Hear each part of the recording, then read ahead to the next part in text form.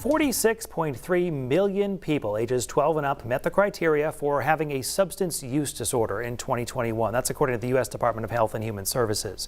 12 and up. It's proof even young kids are falling into addiction. And our educators now find themselves trying to stop that trend. In fact, students in Lewiston today got a lesson from a former professional athlete that drugs are not worth it. Here's Ann Baldridge. As 1,500 students pile into their gym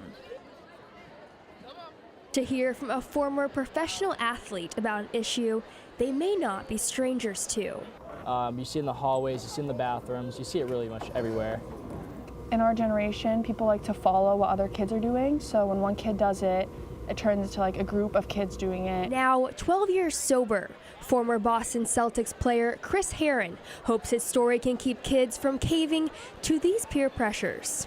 Chris has spoken to over 1 million students. In the past, I would walk in and I would tell my story, but my story is not enough. And I gotta, as a person who has the platform, I want kids to walk out of that presentation thinking of their story, not my story. Herren says it starts with the why. Why in the world would you take a chance and let it begin for you? Like parents, when they catch kids doing drugs or catch kids drinking at a young age, it's like, who are you with, where'd you get it, what'd you do, but they don't ask you why.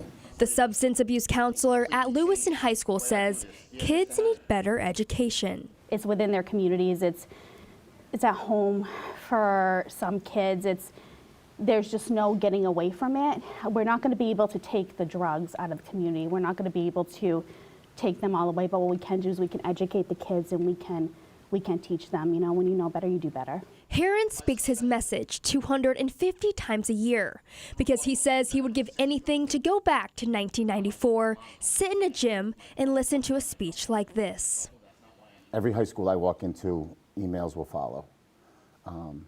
And that's kind of the goal for me, right, is to create somebody's voice. But I hope, Chris's message kind of alludes to everybody here trying to better themselves. And, like he said, it's about you. It's not about him, it's about you. So trying to fix your own problems.